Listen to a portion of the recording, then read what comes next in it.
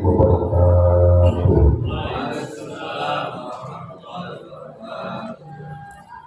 Bismillahirrahmanirrahim. Alhamdulillahirabbil alamin wa bihi nasta'inu ala umuri dunya waddin. Wassalatu wassalamu ala asyrafil anbiya'i wal mursalin sayyidina wa habibina wa syafi'ina wa karimina wa tuhrina wa maulana Muhammadin wa ala alihi wa sahbihi ajma'in.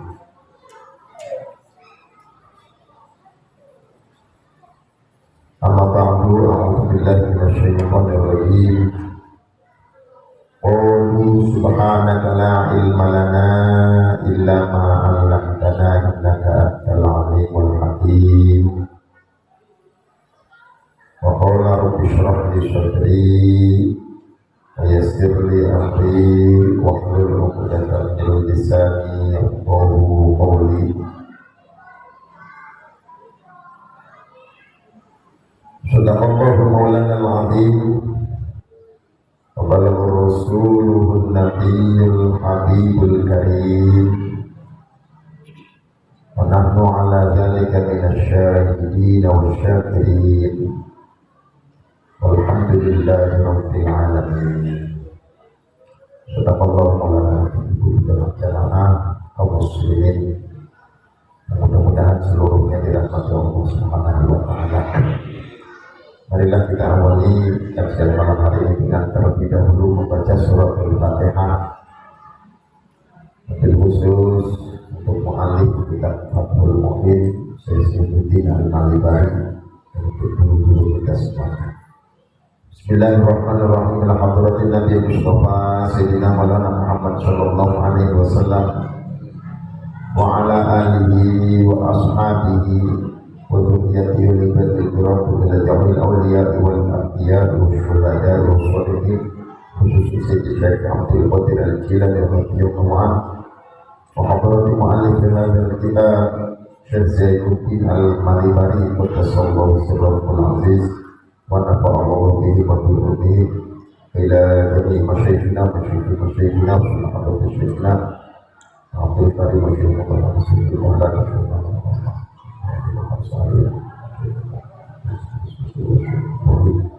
Pemerintah sebagai Allah memberikan ketentuan dan menghormati mabrur dari Nabi Sallallahu Alaihi Wasallam. A'udzu billahi minasy syaithanir rajim. Bismillahirrahmanirrahim. Alhamdulillahirabbil alamin arrahmanir rahim maliki yaumiddin. Iyyaka na'budu wa iyyaka nasta'in ihdinas siratal mustaqim siratal ladzina an'amta 'alaihim ghairil maghdubi 'alaihim waladdallin. Bismillahirrahmanirrahim.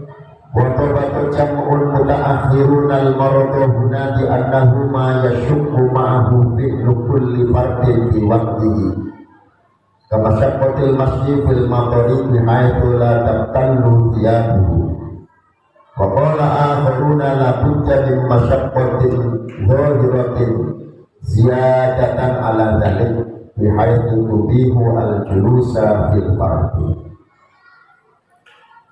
Para ulama mutaakhirun itu kebalikan dari ulama mutaqaddimun.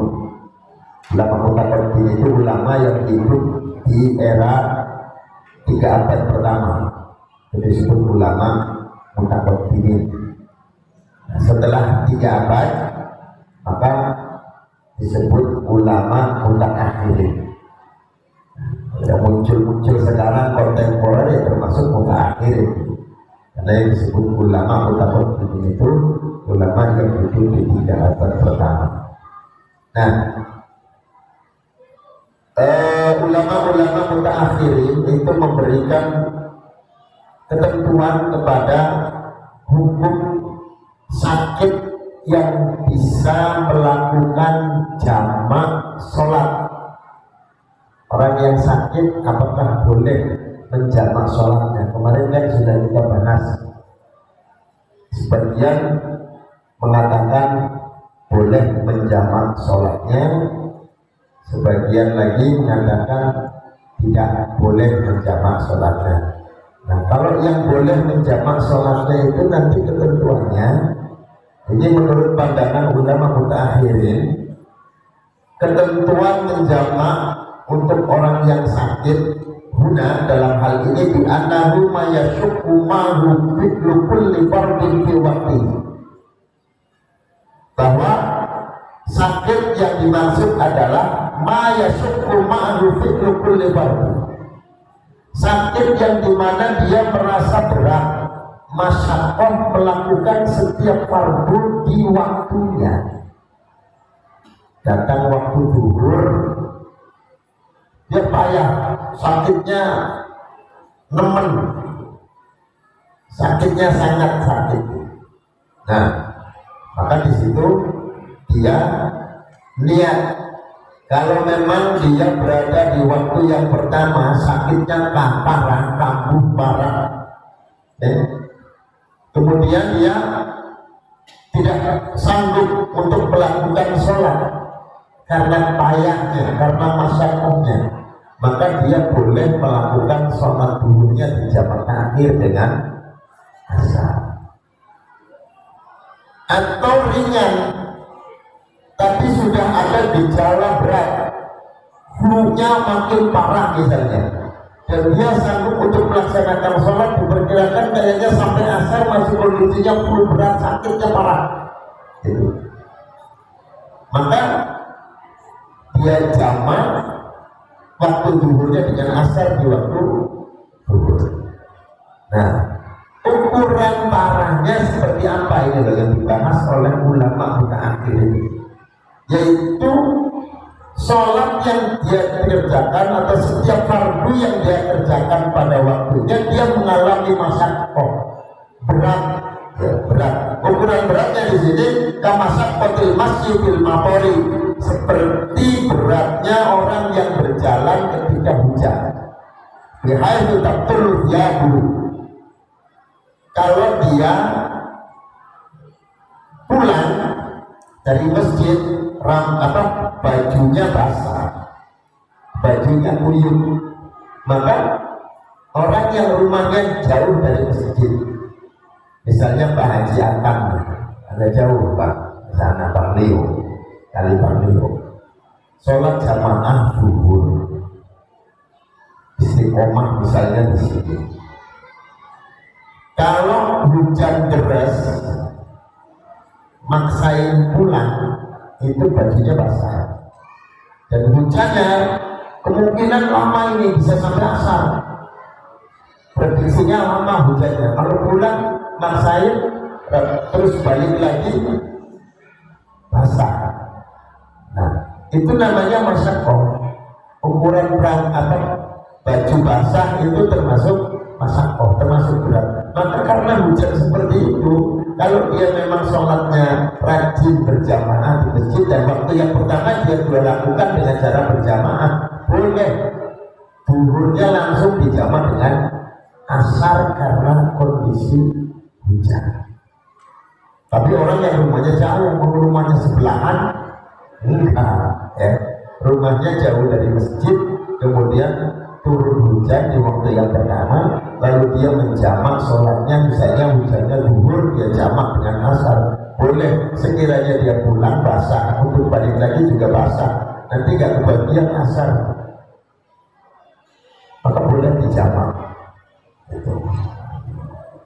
Kan yang lain rumahnya dekat, dia tidak memenuhi syarat, dia sholat sendiri aja, gak masalah. Yang penting pada saat sholat yang pertama, dia niatnya menjamak zuhurnya dengan asar, itu masyaqqah, alat masyaqqah.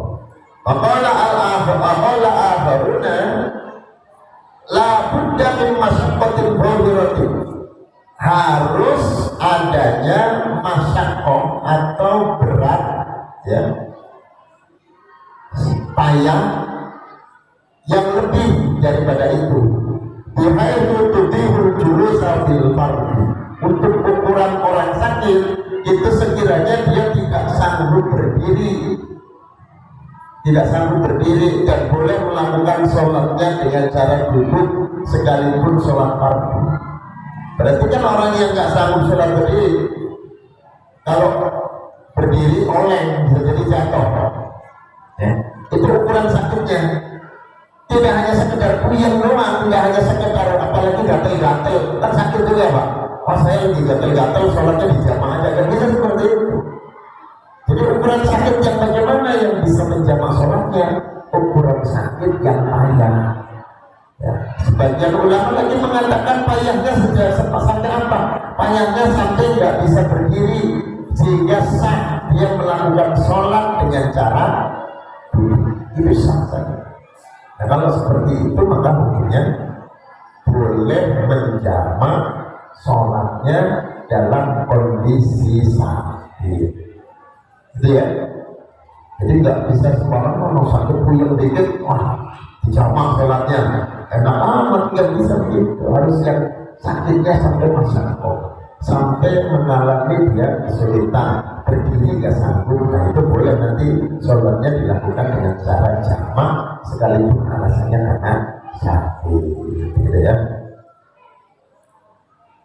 Warwal aujah, nah ini kaul yang aujah, kaul yang lebih apa namanya diri. Wow. Hatimatun, ini keterangan pamungkas dan ini penting sekali. Sebenarnya ini pembahasan yang berlaku untuk fikih-fikih ibadah dan muamalah yang lain, karena ini mengatur tentang bagaimana kita mengamalkan kaul atau pendapat ulama yang beda mazhab. Khatimatun qala syekhuna, ya.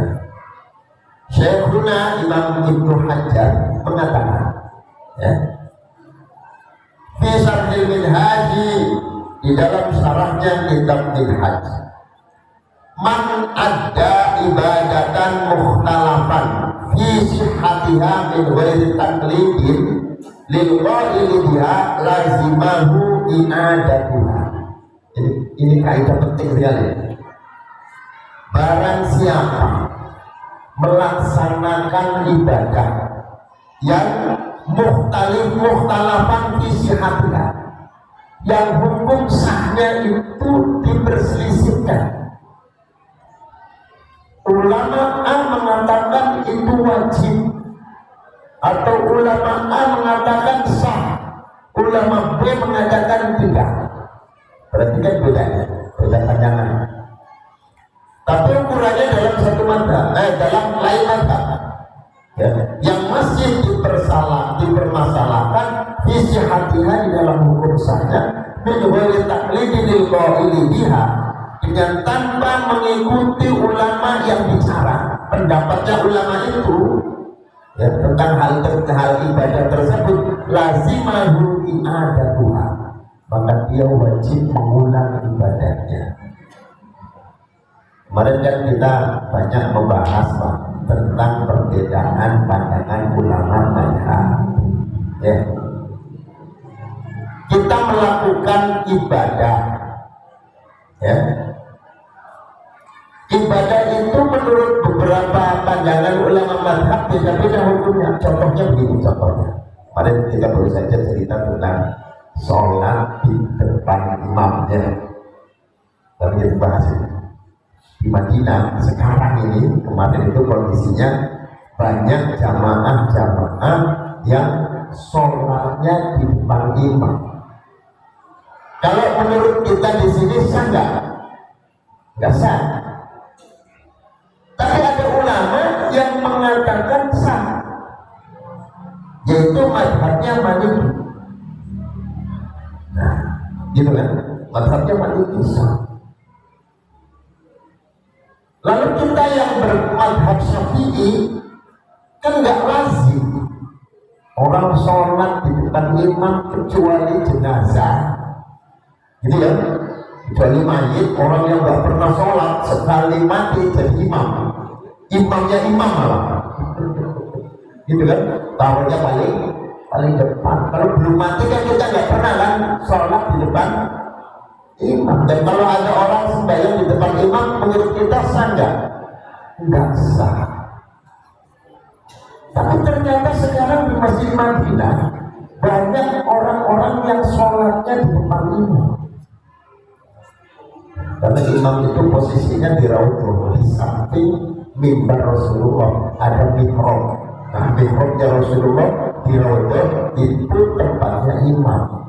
Berarti lebih mundur, di belakang bagus salam, tempat masuk arah menuju ke makam Rasulullah SAW. Tapi ternyata di depan mihrab Nabi, tapi bukan di dalamnya, yang di luar, yang di payung, itu kok banyak orang sholat. Sholatnya kemarin maju. Jadi imamnya di sini, dia sholat di depan. Sampai ke pagar masih banyak orang yang sholat.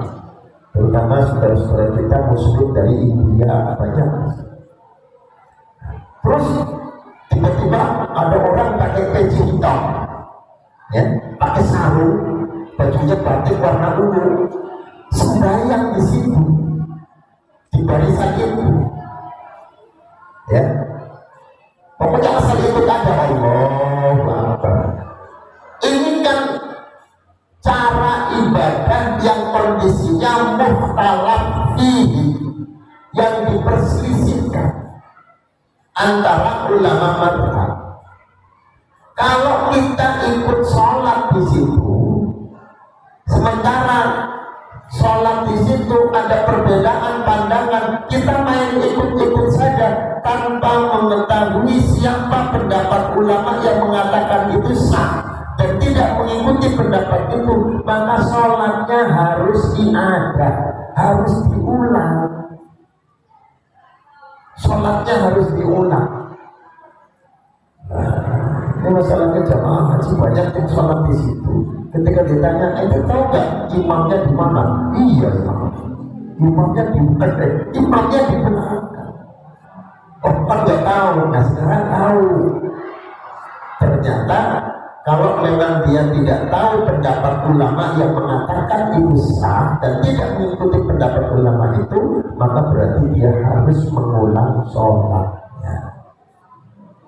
Jadi kita harus tahu kalau beda, kita harus tahu, kita telusuri. Terutama di dalam manasik haji itu banyak pandangan ulama tentang hal itu. Bagaimana kalau kita bisa mengamalkan cara pandangan madhab dan cara pandangan madhab kita, madhab Syafi'i dan pandangan ulama ashabus Syafi'i, ya kita lebih baik memilih pendapatnya dari kalangan Syafi'iyah. Jangan buru-buru pindah ke madhab yang lain. Gitu. Jadi banyak sekali Pak, perbedaannya banyak. Kita jangan serta-merta ikut-ikutan. Ada jamaah haji, jamaah umroh pakai kain ihram. Karena ikut-ikutan Pak. Lihat orang Arab di sana yang gemuk-gemuk, kalau pakai kain ihram dililit sampai bawah pusar. Pusarnya kelihatan, karena kalau kain ihram kan nggak terjahit Pak. Kalau dia masih ditutup rapat pakai kain yang di atasnya, berarti udel nggak kelihatan. Tapi kalau sudah diselempang begini, kain yang di atas diselempang begini, itu udel kemana-mana. Dan dia tawaf, udelnya kelihatan. Dia sholat, udelnya kelihatan. Sah ya? Udel kan aurat. Sholat wajib menutup aurat. Tapi kan banyak tuh orang-orang yang lain, orang Arab tuh, padahal orang Arab mancung-mancung, ya. Dia biasa pakainya jubah, kita kan sarung. Berarti kan lebih Islam dia, gitu maksudnya. Soalnya pakainya jubah, ya kita pasti pakai sarung. Dia pakai biasanya pakai jubah itu. Ya, pakai kain ihramnya di bawah pusar itu. Malah ulamanya aja seperti itu. Ya kita ikut. Nah ini. Kalau asal ngikut, maka ibadah harus mengulang ibadahnya. Tapi kalau dia tahu dan dia mengikuti pendapat ulama itu yang membolehkan, kita nggak masalah. Misalnya, oh iya, itu madhab Maliki, yang membolehkan aurat, ada yang mengatakan bahwa auratnya laki-laki itu tidak hanya pusar dan lutut, tidak sampai pusar dan lutut, tetapi menurut mazhab Hanafi itu aurat terbagi menjadi dua, ada aurat mukhafafah, ada aurat mughalladah. Aurat mukhafafah itu mabaina surah dan rukbah, itu mukhafafah ringan. Nah yang mughalladah itu sawaten. Sawaten itu yang penting kemaluan duanya tertutup, jalan depan tertutup, jalan belakangnya tertutup. Jadi sholat pakai kolor boleh. Madhabnya Maliki. Sholat pakai kolor doang, nggak pakai baju, cuma pakai kolor doang. Madhab Maliki sah. Sekalipun pusarnya kelihatan, di atas lutut pahanya juga kelihatan. Madhab Maliki sah. Nah kita nggak bisa sekonyong-konyong ngikutin tanpa mengetahui siapa yang berpendapat bahwa udel bukan termasuk aurat. Ikut-ikutan doang. Kalau sampai kita ikut-ikutan doang, pakai kain ihram, dibawa pusar di lilitnya, pusarnya kemana-mana, ya jelas tidak sah. Kalau sampai melakukan, maka berarti tawafnya harus mengulang karena tidak memenuhi syarat. Sholatnya juga harus mengulang karena tidak memenuhi syarat. Jadi intinya begini, dan ini banyak sekali ya. Ya kalau mau ke Mekah itu ngaji dulu, jangan tiba-tiba punya duit umroh langsung daftar, atau haji langsung daftar pakai apa namanya haji plus yang cepat. Jadi pakainya plus. Akhirnya gak berangkat juga kemarin. Yang penting ilmunya di sana itu berbagai aliran kumpul jadi satu, sehingga kita yang biasa Syafi'iyah terhadap Syafi'i ya kalau bisa tetap terhadap Syafi'i dengan mengetahui banyak perbedaan pandangan. Kalau bisa jangan nyebrang kalau bisa. Cari aja pendapat ulama yang tetap Syafi'iyah.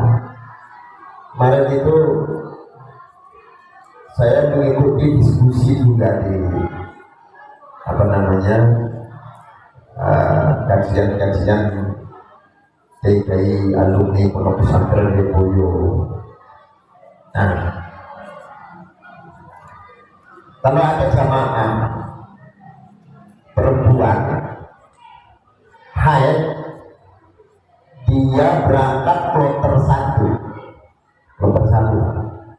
berangkat kloter 1. Kalau kloter pertama itu kan setelah melaksanakan haji di Arafah, Musdalifah, Mina, itu kan begitu sampai ke Mekah lagi ke hotel harus segera tawaf ifadah, sa'i, baru langsung siap-siap pulang. Karena dia sudah datang lebih awal, maka pulangnya juga lebih awal. Nah, sementara dia belum tawaf ifadah, yang itu merupakan rukun di dalam haji. Rukun, kalau rukun berarti kalau ditinggal, hajinya tidak sah. Harus mengulang hajinya tahun depannya. Tapi dia dalam kondisi haid. Padahal orang tawaf harus suci dari hadas dan najis. Nunda tawaf ketinggalan pesawat, gitu kan? Bisa aja saya ditunda nanti tawafnya nunggu suci, tapi kan waktunya pulang. Tidak tawaf berarti rukun hajinya kurang, karena tawaf ibadah itu rukun, bukan hanya wajib tapi rukun. Mau nggak mau kita harus cari alternatif ulama yang membolehkan tawaf dalam keadaan hadas, gitu kan? Waktu saya belum mengikuti pengajian di alumni itu, ada rujukan yang membolehkan itu ulama dari mazhab Hanafi atau dari kalangan Hanafiyah. boleh tanpa wudu, tanpa mandi, boleh dia hadas dalam keadaan hadas, dia melaksanakan tawaf. Yang syarat tawaf itu seharusnya suci dari hadas dan najis. Hadas, ya hadas. Tapi pendapat Hanafi itu harus bayar denda dengan memotong seekor onta. Kemudian alternatifnya dipilihkan lagi ada dari kalangan pendapatnya Imam Ibnu Taimiyah. Cuma kita pendapat Imam Ibnu Taimiyah itu enggak lazim dipakai, jarang yang mau pakai karena pendapatnya biasanya nyeleneh ya gitu kan, enggak sama dengan yang lain. Imam Ibnu Taimiyah itu kayak ada orang, kamu saya cerai 3, talak 3. Menurut Imam Ibnu Taimiyah jatuhnya 1. Padahal ulama yang lain mengatakan kamu saya cerai dengan talak 3 itu jadinya talak 3. Jadi pendapatnya begitu. Ternyata memang ada di kitab ini pula itu di juz yang pertama itu ada di pinggirnya kitab Fathul Mu'in, namanya kitab Ismidul Ainain. Kitab Ismidul Ainain itu pinggirnya kitab Fathul Mu'in yang kita kaji. Kita kemarin itu memang tidak membaca secara detail, atau mungkin itu nanti adanya di bab haji mu'alaf ya, mungkin di bab haji. Saya belum lihat halamannya berapa, cuma itu kemarin ditunjukkan rujukannya. Ternyata ada dari kalangan ulama madhab Syafi'iyah itu membolehkan tawaf dalam keadaan hadas, tetapi kaulnya dhaif, kaulnya lemah. Maka dalam hal ini, kalau kita memilih pendapat ulama, misalnya dari kalangan Syafi'iyah ada, tapi pendapatnya lemah dibanding dengan pendapat yang lain, tetapi madhabnya bukan Syafi'iyah, maka lebih baik tetap memilih ulama dari madhab Syafi'iyah walaupun kaulnya lemah.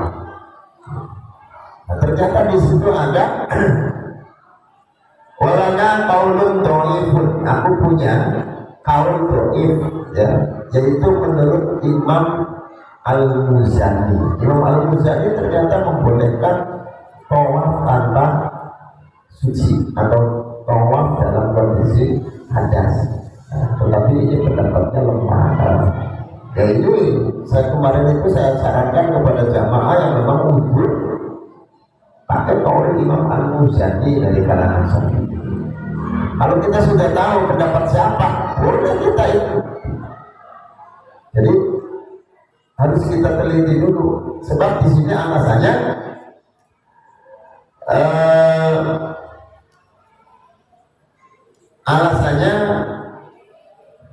li'anna iqamahu ala fi'liha abathun ya, karena seseorang melakukan secara buru-buru atau mendahulukan pelaksanaan ibadah ya, pelaksanaannya segera dilakukan tanpa meneliti pendapat ulama pada ibadah yang diperselisihkan itu pendapatnya siapa dulu kita harus tahu. Tanpa meneliti itu langsung main ikut-ikutan aja, itu dianggap main-main. Nah, kalau ibadah main-main gimana? Jadi kan? Nah, itu jadi ini harus diperhatikan ya. Kita jangan serba ikut-ikutan. Makanya ngaji fikih seperti ini ya, kita berharap dalam melaksanakan ibadah itu kita bisa mengetahui pendapat para ulama tentang ibadah yang kita lakukan. Kenapa hubungannya dalam Quran sama hadis saja? Bukan kita menyepelekan Quran dan hadis, tetapi di dalam Al-Quran dan di dalam hadis itu masih belum rinci gitu loh Pak.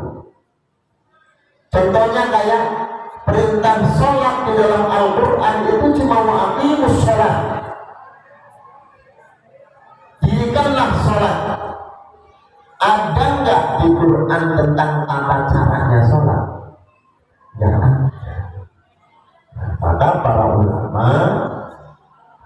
dengan dalil Al-Quran, dalil hadis yang sudah diijtihadkan, ya, melalui pemikiran yang mendalam, diambil dari sumber-sumbernya yang sahih, dari Qurannya, dari hadisnya, maka menelurkan banyak pandangan-pandangan para ulama.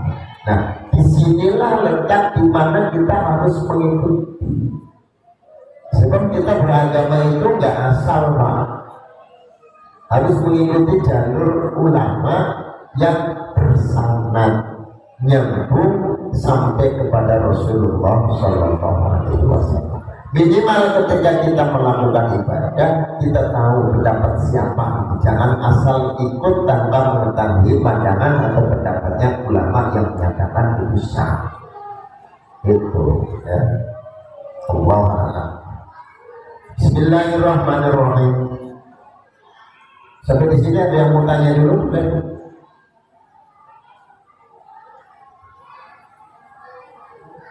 Kalau kita tahunya hanya bedanya antara yang kunut dan enggak kunut gitu ya. Yang kunut dan enggak kunut. Selebihnya sama aja. Sama yang tarawihnya 8 rakaat sama yang 20 rakaat cuma gitu ya. Padahal kalau dilakukan secara detail itu banyak sekali, terutama dalam hal manasik haji. Saya kemarin sengaja berangkat itu saya bawa referensi tentang manasik haji karena memang saya ditugaskan untuk menjadi pemimpin ibadah. Kalau saya main ngasih keputusan aja repot. Harus tahu rujukannya, pendapat siapa. Salah satunya begini, Pak. Jadi yang nanti barangkali Allah takdirkan bisa ke Mekah, bisa haji, minimalnya umroh, gitu kan? Diperhatikan ini. Dalam rangkaian wajib haji itu salah satunya yang menjadi penutup adalah tawaf wada. Walaupun ini tidak menjadi wajib di dalam ibadah umroh. Sebagian ada yang mengatakan wajib, sebagian ada yang mengatakan tidak wajib. Nah, kalau itu termasuk bagian dari wajib, menurut pandangan ulama Syafi'iyah, tawaf umroh, tawaf wada, tawaf penutupan itu dilakukan sebagai bagian dari akhir semua pekerjaan ibadah yang dilakukan di Mekah. Sehingga tidak ada lagi penundaan setelah selesai, maka harus langsung berangkat pulang. Umumnya jamaah haji Indonesia kan enggak, gitu kan? Kita harus tahu. Begitu sampai, begitu selesai tawaf, sempatnya belanja, ya, beli makanan. Masih harus koper kecil belum diisi, kopernya beli lagi, belanja lagi. Kalau menurut ketentuan mazhab Syafi'i, kalau dia melakukan aktivitas lain selain pulang dan persiapan pulang, harus balik lagi tawaf lagi. Gak boleh ada aktivitas, termasuk diantaranya adalah al-muqsu. Al-muqsu itu dia berdiam diri, tidak melakukan aktivitas apa-apa, duduk, bengong, ngopi-ngopi misalnya, atau tidur sekalipun. Gak segera langsung pulang, itu harus mengulang. Nah, dan yang membolehkan menunda waktu pulang setelah tawaf wada adalah mazhab Hanafi. Nah, ini banyak jamaah haji yang meyakini tawaf wada adalah wajib haji karena menurut pendapat Syafi'iyah tawaf wada adalah wajib haji. Tapi prakteknya tawaf dulu, tawaf setelah tawaf pulang masih santai, nggak langsung balik, enggak. Padahal mestinya ketentuannya kalau mazhab Syafi'i dia harus begitu tawaf selesai langsung ke bis, langsung pulang. Oh berarti harus tawafnya belakangan? Iya. Saya kalau dipaksa harus begitu Pak, petugas repot. Bis udah siap, jamaahnya belum pulang dari masjid, repot lagi. Akhirnya yang dibolehkan itu sebenarnya hanya ta'ahud, siap-siap mulai dari beresin kompor apa segala pada waktunya. Pas detailnya dia langsung naik bis. Mestinya begitu, tapi ternyata enggak. Ada orang yang 2 hari sebelum pulang sudah tawaf wadah, padahal masih 2 hari lagi pulang. Ya. Jadi bukan hanya sekedar nggak boleh balik lagi ke masjid setelah tawaf wadah, bukan hanya itu, ternyata ukurannya adalah kota Mekah atau apa namanya tanah haram. Ukurannya itu. Kalau pulangnya ke hotel itu juga masih termasuk bagian dari tanah haram, yang kalau dia tidak segera pulang, mestinya menjelang pulang dia ulangi itu tawafnya. Sebab ketentuan tawaf wadah itu sebagai pamungkas, sebagai terakhir. Nah, kalau kita misalnya menunda, kita harus tahu siapa ulama yang membolehkan menunda pulang setelah tawaf wadah. Namanya tawaf wadah kan tawaf perpisahan. Nah, ternyata yang membolehkan adalah Imam Hanafi. Kalau Imam Hanafi itu sekalipun dia menetap lagi sampai dengan 2 bulan atau lebih, itu masih boleh. Langsung wadahnya 2 bulan yang lalu, nggak masalah kalau macam Hanafi. Tapi kalau macam Syafi'i ya, tawaf wadah harus dikerjakan sebagai pamungkas terakhir dan ibadah yang ada di kota Mekah, maka ditutupnya dengan tawaf wadah. Tawaf wadah langsung habis, langsung pulang. Gitu. Bismillahirrahmanirrahim. Faslun fi sholati alal mayyiti, di dalam menjelaskan tentang sholat alal mayyit atau menyolati mayit. Wa hadzal faslu maqrubun li bayani ma yata'allaqu bil mayyiti min husnihi wa takfirihi was sholati alaihi wa dafnihi. Bab ini sebenarnya mengikat kepada penjelasan-penjelasan yang berhubungan dengan mayit.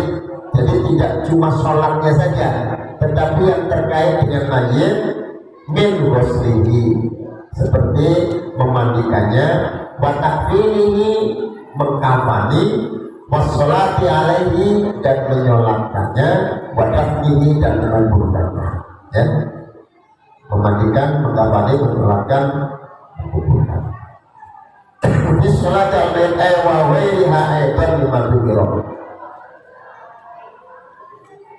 Wa kana alaihi ayyadkur bainal furudi wal muamalati wa indal jihadi li'annahu min furudil kifayati. Lakin lamma kana ahamu ma yaqalu bil mayyit as-salatu dzukira akibah.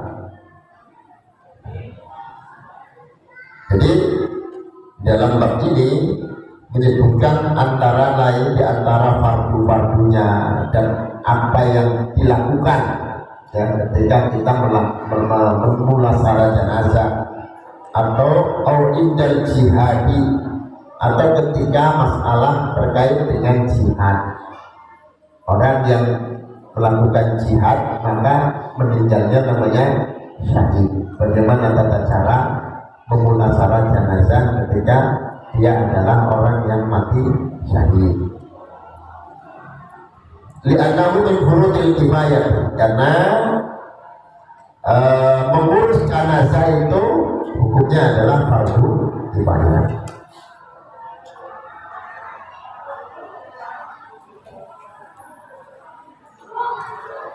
Wa'lam annahu yata'akkadu ala kulli mukallafin ayyukthira min dzikril maut, wa dzalika li'annahu azjaru anil maksiyah wa ad'a asjara anil mayyitan anil maksiyati wa ad'a ila ta'ah.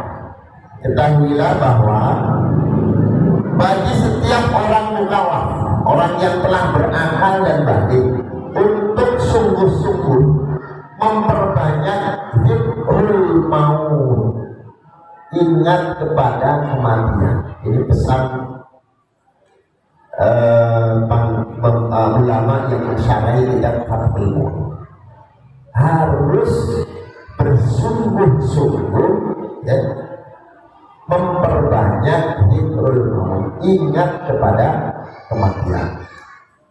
Wa dzalika li'annahu asjara 'anil maksiyah. Karena mengingat kematian itu termasuk hal yang akan menghentikan seseorang atau membuat kapok kepada seseorang melakukan maksiat. Ingat mati, dia tidak berani maksiat. Ya. Kenapa harus zikrul maut? Karena dengan zikrul maut, ingat kepada kematian, ini akan menjadikan seseorang kapok terhadap perbuatan maksiat. Ada ila ta'ati, atau mengajak orang untuk taat. Takut mati, ingat kepada kematian, akhirnya dia terbuka hatinya untuk menjalankan ketaatan seperti ibadah kepada Allah. Aduh, sebentar nanti mati, mau apa? Sisa hidup kita ini kalau nggak kita gunakan untuk ibadah, untuk taat kepada Allah. Jadi manfaat mengingat mati itu membuat kapok melakukan maksiat dan menarik kita untuk menjalankan taat. Karena kalau mati berarti nggak bisa kita melakukan ketaatan, nggak bisa ibadah. Jadi memberi motivasi. Warwa at-Tirmidzi bi isnadin hasanin al-Bukhari sambi istahyu min Allah haqqal haya. Nah, ini sebagaimana pesan Rasulullah dalam hadis yang diriwayatkan oleh Imam At-Tirmidzi dengan sanad yang hasan yang bagus, bahwa Rasulullah SAW bersabda kepada para sahabatnya, istahyu min Allah haqqal haya. Malulah kalian kepada Allah dengan malu yang sesungguh-sungguhnya. Jadi pesan Rasulullah, kita harus malu kepada Allah dengan sesungguh-sungguhnya. Karena apapun kita, ujung-ujungnya kita bakal jadi bangkai. Apapun kita, ujung-ujungnya kita bakal mati. Nah, di situ harus ada rasa malu kepada Allah Subhanahu wa Ta'ala. Allahu a'lam bishawab. Al-Fatihah. Bismillahirrahmanirrahim. Alhamdulillahirabbil alamin arrahmanir rahim maliki yaumiddin. Iyyaka na'budu wa iyyaka nasta'in ihdinas siratal mustaqim. Shiratal ladzina an'amta 'alaihim ghairil maghdubi 'alaihim waladdallin. Rabbighfirli wal walidayya wal mu'minina amin. Bismillahirrahmanirrahim. Alhamdulillahirabbil alamin. Ayyuhal na'budu wa nasta'in. Ya Rabbana lakal hamdu kama yanbaghi li jalali wajhikal karim wa 'azimi sultanik. Wa shalli ala sayyidina Muhammad wa ala ali sayyidina Muhammad. Allahumma ighfir lana dzunubana wal walidina warhamna kama rabbana shighara. Allahumma iftah 'alaina futuhal 'arifina bi hikmatika wa shurah 'alaina rahmataka ya jalal wal ikram. Rabbana atina fid dunya hasanah wa fil akhirati hasanah wa qina adzabannar. Sallallahu alaihi wasallam Muhammad wa ala alihi wasallam. Alhamdulillahirabbil alamin. Allahumma inna a'udzu bika min syarri. Wassalamualaikum warahmatullahi wabarakatuh.